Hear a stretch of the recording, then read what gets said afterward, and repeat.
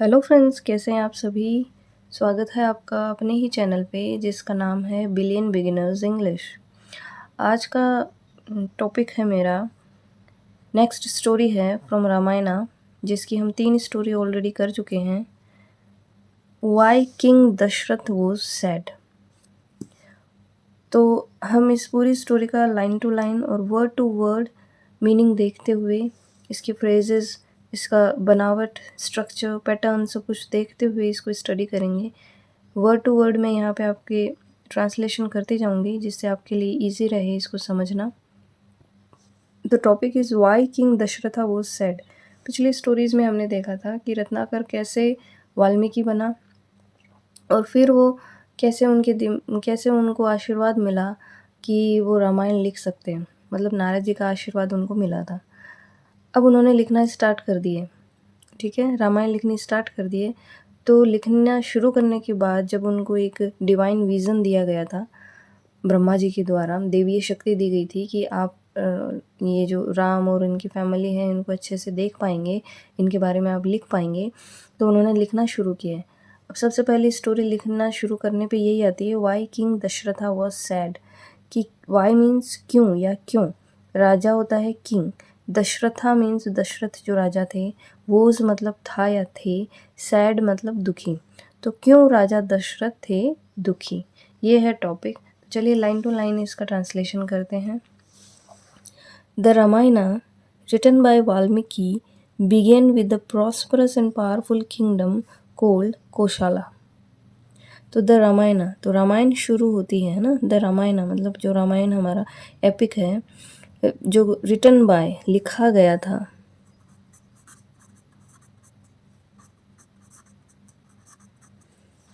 Bye Valmiki, ठीक है।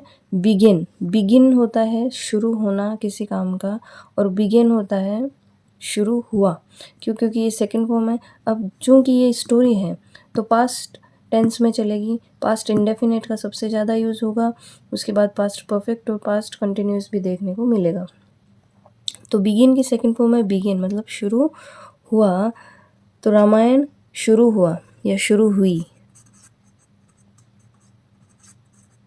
With मतलब साथ, किसके साथ, अ प्रॉस्परस एंड पावरफुल किंगडम, एक समृद्ध और या उसको खुशहाल कर सकते क्योंकि धन धान्य से भरपूर है, न्यायप्रिय उनका राजा है, तो हर तरीके से अच्छा है।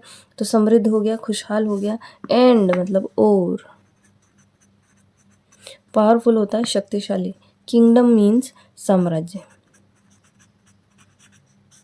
कोल्ड मतलब जाना जाता है, किस नाम से, कोशाला, ठीक है। तो रामायणा शुरू होती है begin with a prosperous and powerful kingdom called Kosala. किसके साथ शुरू होती है, एक समृद्ध और खुशहाल और शक्तिशाली साम्राज्य के साथ जिसका नाम है कोशाला। अब आगे इसकी डिटेल दी गई है। लॉकेटेड होता है स्थित होना, स्थित था, है ना, ईडी। ओन, अब बैंक से किनारे हैं तो उसके लिए आएगा ओन, तो किनारे पे, किसके किनारे पे, of the river Saryu, Saryu नदी की, ठीक है। ऑफ का मतलब है का या के या की, ठीक है। तो लोकेटेड ऑन द बैंक्स, स्थित था किनारे पे। बैंक क्या होता है, नदी का किनारा होता है, उसको बैंक कहते हैं। तो ऑन द बैंक्स ऑफ, अब चारों तरफ, नदी के चारों तरफ, दोनों तरफ या दोनों तरफ कह सकते हैं हम, दोनों तरफ वो लोकेटेड था, पूरा गांव बसा हुआ था, तो इसलिए आ गया on the banks of the river Saryu. और वो नदी कौन सी थी, सरयू नदी। तो किनारे पे स्थित था सरयू नदी की। Kosala's capital was the city of Ayodhya. Kosala जो नाम आया है पहले इसकी, अब अपोस्ट्रोफी लगा के एस लगाया, इसका मतलब का, के और की निकलता है, ठीक है। तो कोशाला की कैपिटल मतलब राजधानी, वोज मतलब थी या, अब यहाँ पे राजधानी के लिए हम थी का यूज़ करते हैं हिंदी में, तो थी द सिटी ऑफ अयोध्या। क्या थी, सिटी ऑफ अयोध्या मतलब अयोध्या नगरी।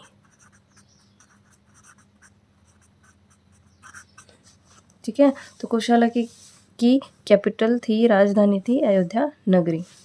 Ayodhya was beautiful with many Majestic palaces, parks and trees.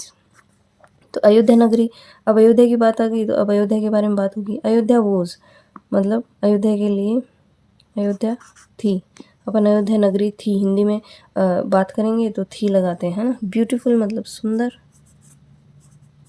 With मतलब साथ, मैनी मतलब बहुत, बहुत से क्या थी यहाँ पे, मेजेस्टिक होती है भव्य, शानदार, बड़ी बड़ी। पैलेसेस क्या होते हैं, पैलेस होता है महल।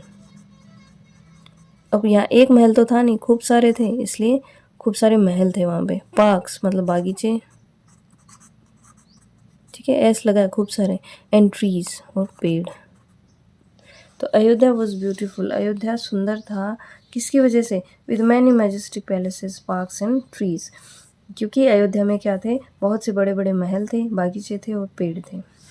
King Dasharatha was the king of Kosala. King Dasharatha आपको पता ही है, राजा दशरथ।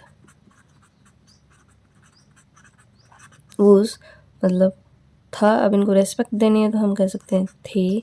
द किंग ऑफ कोशाला क्या थे, राजा, कहाँ के, ऑफ मतलब का या के, कोशाला।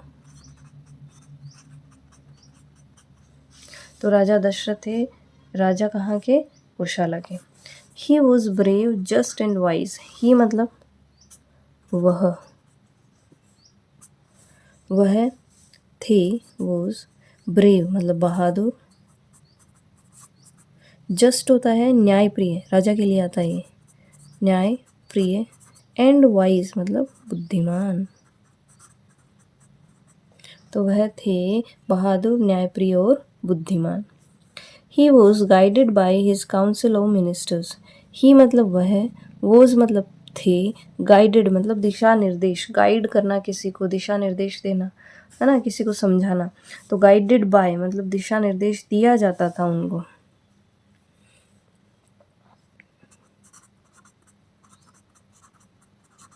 बाय मतलब हो गया द्वारा।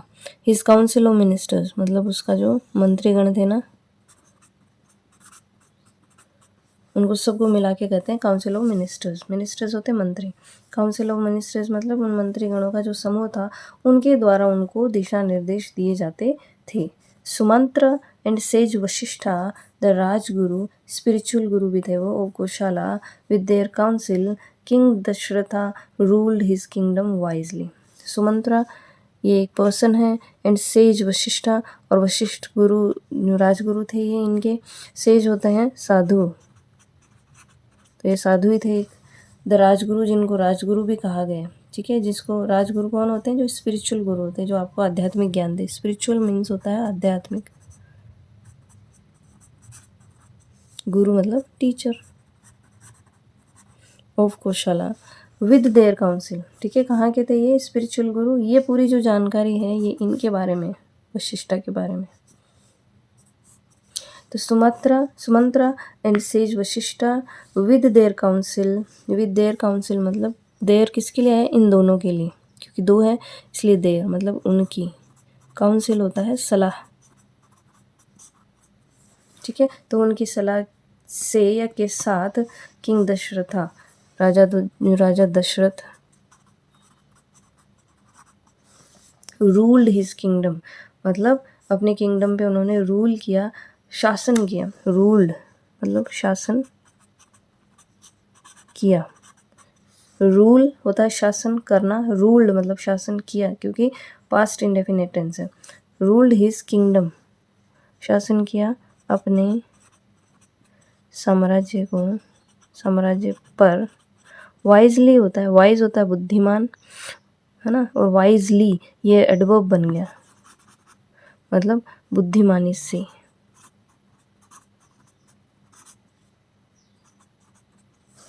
तो Sumantra and sage Vashishtha with their council, उनकी सलाह से किंग दशरथा ने शासन किया अपने साम्राज्य पर, वाइजली मतलब बुद्धिमानी से। The people of Kosala were happy, generous, satisfied and helpful. The people of Kosala ये पूरा का पूरा साथ में है, मतलब कोशाला के लोग, ऑफ का मतलब हो गया के, और पीपल मतलब लोग, वर मतलब थे, क्योंकि पीपल है मतलब खूब सारे हैं तो वर आ गया। हैप्पी मतलब खुश। जनरस मतलब होता है उदार। सेटिस्फाइड मतलब होता है संतुष्ट, क्योंकि उनके पास सब कुछ था। एंड हेल्पफुल मतलब मददगार, मदद करने वाले। तो कुशाला के लोग थे खुश, उदार, संतुष्ट और मददगार। King Dasharatha had 3 loving queens. King मतलब राजा, दशरथा मतलब दशरथ, हेड, अब आपको हैव, हैज, हेड हर जगह इसका मतलब मैंने बताया हुआ है। हैज, हैव, हेड तीनों का मतलब है किसी चीज़ का होना।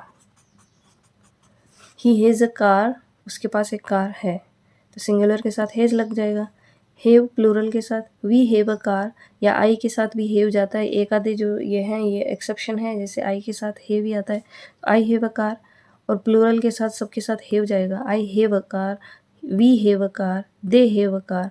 और अगर पास्ट में बताना है तो आप कहेंगे they had a car, I had a car, we had a car, she had a car. तो पास्ट में हैज हैव वाला लफड़ा नहीं रहता है, सबके साथ हेड ही लगता है। तो इन तीनों का मतलब किसी चीज़ का आपके पास होना, पोजेशंस दिखाता है आपके, ठीक है। तो किंग दशरथा हेड मतलब उनके थी।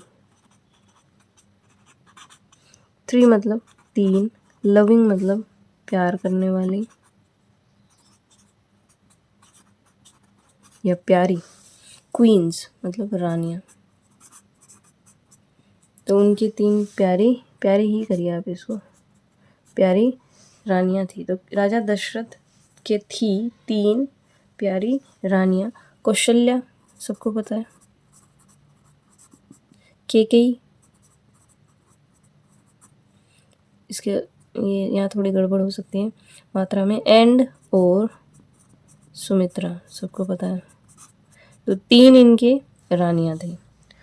However, the king and queens were very unhappy. However, however का मतलब होता है हालांकि, या ऐसा होते हुए भी, ऐसा होते हुए भी, कैसा होते हुए भी, 3 ये वाइव्स होने के बाद भी, रानियाँ होने के बाद भी, तो ऐसा होते हुए भी या हालांकि, the king and queen's, the king मतलब राजा, द इसलिए है क्योंकि इस राजा की बात थोरोली हो रही है ना, थ्रू आउट इस स्टोरी में हुई है। तो द किंग मतलब राजा, एंड क्वींस और रानियाँ। अब रानियों की, अब क्वींस कह के द क्यों नहीं लगा, क्योंकि किंग और क्वीन को एक ही बना दिया गया एंड से जोड़ के। तो बार बार इनके आगे, इसके आगे अलग से द लगाना और इसके आगे अलग से द लगाना सही नहीं है। इन दोनों को एक बना दिया है, एक बना के इनके आगे एक ही आर्टिकल का यूज़ हो गया। So the king and queens were मतलब थे, वेरी मतलब बहुत, अनहैप्पी मतलब दुखी। क्यों थे, तो राजा और रानियाँ थे बहुत दुखी। क्यों थे, because there were no heirs to the throne, क्योंकि, बिकॉज मीन्स क्योंकि, देयर वर, अब ये देयर है इसका वैसे कोई मतलब नहीं निकलता है, इस सेंटेंस पैटर्न के हिसाब से यहाँ जोड़ा गया है। देयर वर थे, नो मतलब नो एयर्स मतलब कोई उत्तराधिकारी नहीं, कोई उत्तरा, एयर होता है उत्तराधिकारी नहीं, टू द थ्रोन मतलब शासन करने के लिए।